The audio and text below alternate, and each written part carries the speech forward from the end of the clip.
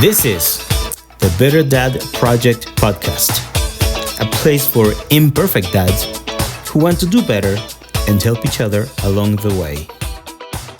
Hey guys, this is Brigham. Welcome again to the Better Dad Project podcast.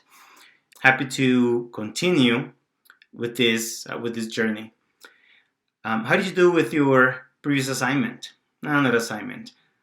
We'll call it a call to action. How did you do?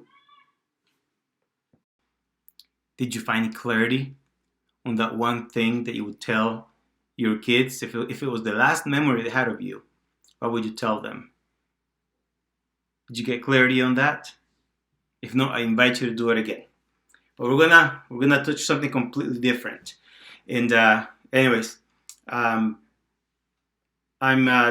sporting the beanie over here, a bit casual, but my wife is out of town helping her sister, and I got to play both roles today, and I didn't know I could make barbecue chicken. I'm a really bad cook.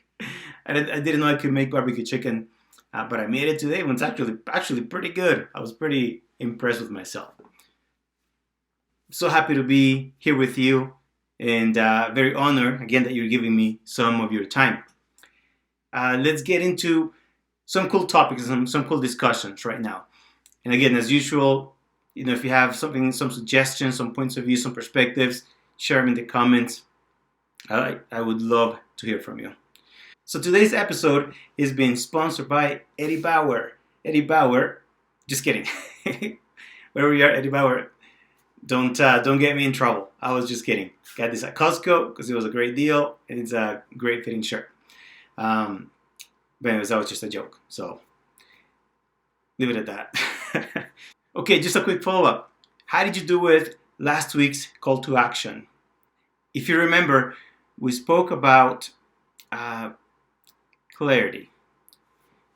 And the call to action / assignment was that you would get clarity behind what you would tell your kids if you only had 30 seconds with them before you died.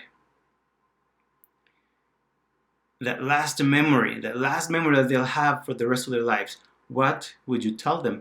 What are some of those things of greater value? The one thing that you want to pass on and it's so important for you that they don't forget. And you have 30 seconds to do it. Did you do it? If not, I encourage you to go ahead and take care of it. Get it done.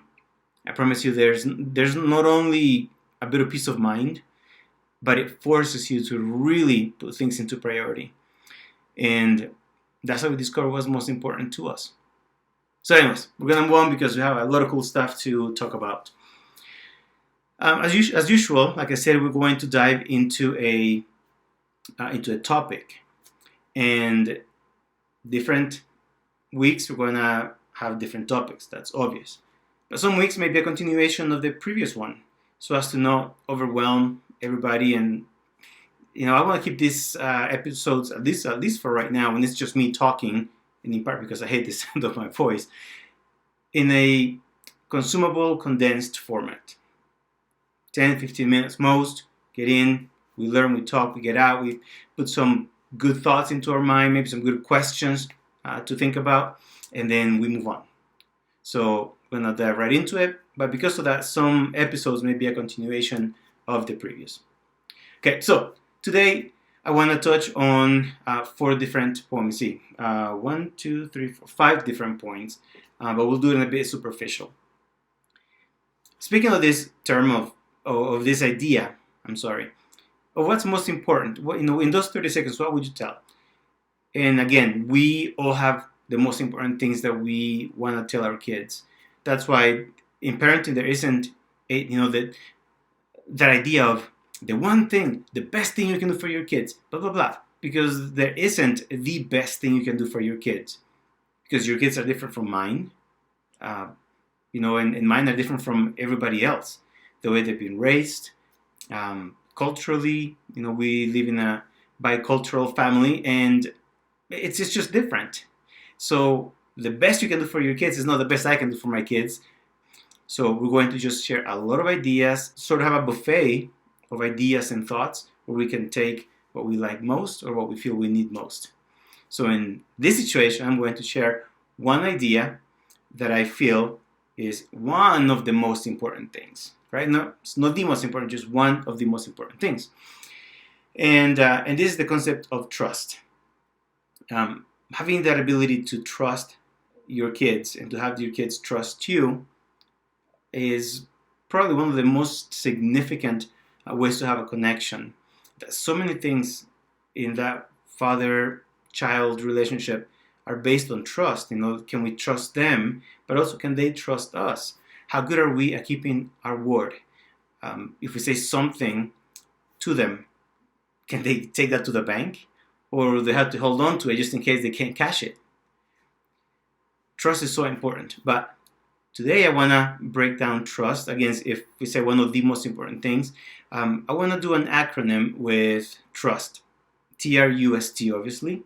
We'll say T is time. R is for respect. U is for unconditional love. S is for sympathy. And T is for tolerance. Again, there's a lot of other things that we can give them. But I'm just going to submit this to you that within these 5 items, we can break it. It can branch out into so many other things. So if one of the most important things I can give my kid is trust, within that trust, there is time. The one thing that we can't buy is time. We can't make more of. And whatever we spent is already spent. So giving them time is very, very important. Respect. Do your kids feel respected by you? Do they feel respected, or do they feel like a subject? So 2 very different things. Because it feels bad when they disrespect us, right? And we feel really good when they respect us. But if we feel good when they respect us, do they not deserve the same consideration? Don't they deserve to feel respected as well? Do your kids feel respected? Are you sure? Have you asked them? Have you had that conversation with them? And if they don't feel respected all the time, when is it that they don't feel respected? Small details. So time, do you give them time? Do you give them respect? Unconditional love. Now, we all love our kids unconditionally. We know that. We get it. We understand it. But have you ever told that to your kids? Have you ever expressed it in words, saying, I love you unconditionally? And there is nothing in this world you can do that would make me stop loving you. You can make any mistake, and I will not stop loving you. And I promise you, you will make some really dumb mistakes.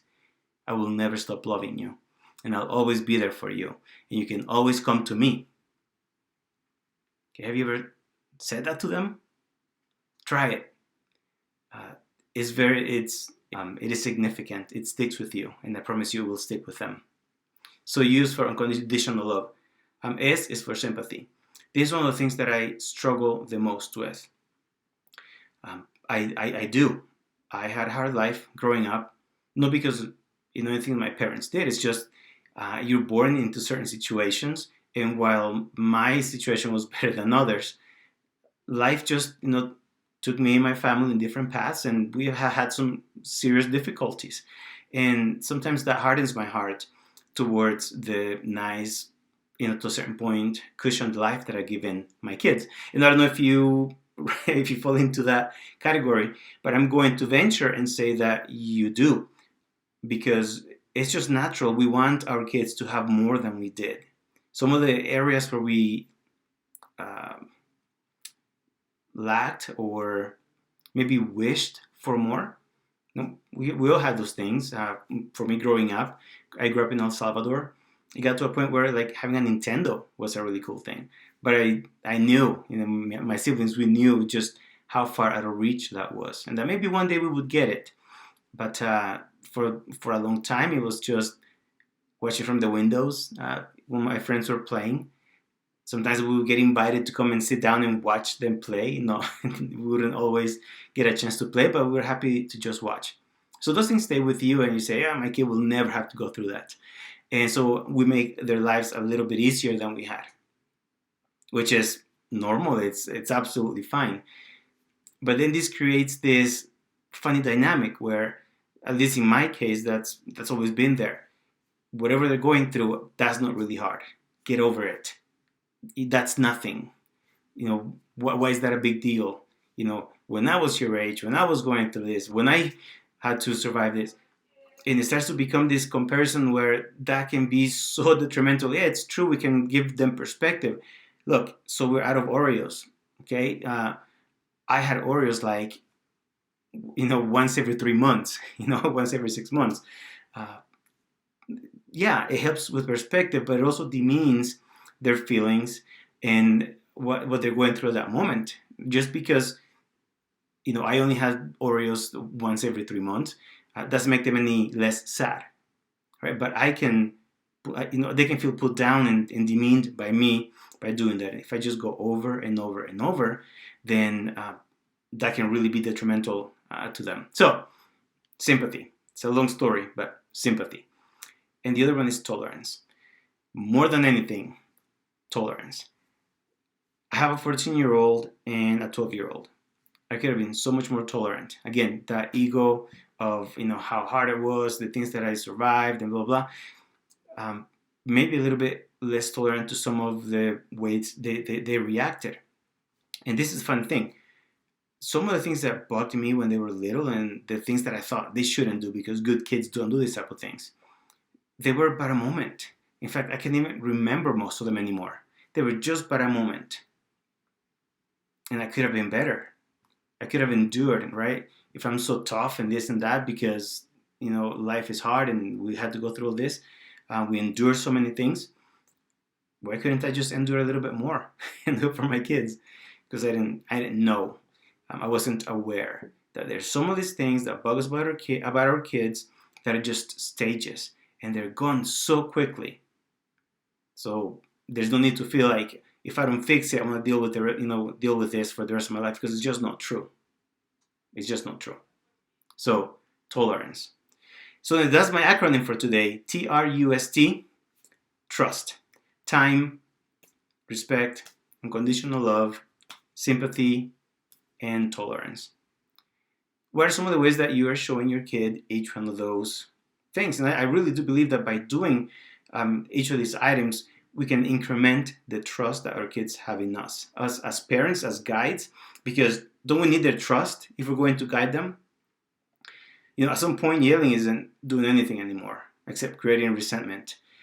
Corporal punishment, even if you're a parent that does it, never hit in anger, right? Never punish in anger. It's a very simple, smart principle to live by. Never do anything in anger, especially with your kids. But again, having grown up in a third world country, corporal punishment, not only from your parents but from teachers at school, was the norm. And if you're old enough, even here in the U.S., you probably remember. Maybe you got it. That's that's how things work. But at some point, that doesn't work anymore. It doesn't work anymore. It has to be based in trust. And so, as your kids get older, and yelling and punishments don't work anymore, but you still need them to trust you. You still need them to listen to you. Right? I need my kids to sometimes just do things because I'm telling them to. But that's where trust comes in. If I say something, even if I can't explain why I need them to do something, if they trust me, they'll do it. They may not understand either, right? I can't explain it, and they have no idea why I'm telling them to do something. But because they trust me, they're likely to go along with it because they know that it's out of love. And we love them. We want them to be well all the time. We want to be able to remove all obstacles, and we want to help them avoid all pain and all harm and just keep them in the bubble if we could, even though that's not realistic and is just not healthy. So, anyways, so what do you think? And here's my actionable point for today, my call to action. And I'm sorry, I'm a little bit all over the place, but if you're getting my drift, here's the call to action. How can you improve in each one of those? Just because we do something well doesn't mean that it can't be done any better. If we're doing something bad, then we obviously need to rectify something immediately. And if you do some things okay, then there's room for improvement. Pick one of those and work on those with your kids. If it's time, I'm going to give them more time this week. Then do it and be present. Be present as much as you can. When they ask you a question, look them in the eyes. When they're telling you a story, look them in the eyes. Let them know that you're paying attention. Raise your eyebrows. Ask them questions about it. You don't have to know. You don't have to understand what they're talking about. It can be a completely, as they say, it could be Greek. But react. Let them know that you're interested in them. Okay, so pick one, apply it, and hopefully by the time you see this and you see the next one, you can leave a comment and let us know how it went. All right, friends? Okay, well, that's it for today. I'm a little bit over time, but I'm happy to be talking about these things, getting out what's in my heart, what's in my mind, and it's something that I wanted to do for a very, very long time. I hope you found value in this, and if you did, you know how it goes. Subscribe, hit like, share it, pass it on to somebody that may need to hear this. So many parents and so many dads specifically out there maybe are feeling very similarly and thinking, I don't know what I'm doing.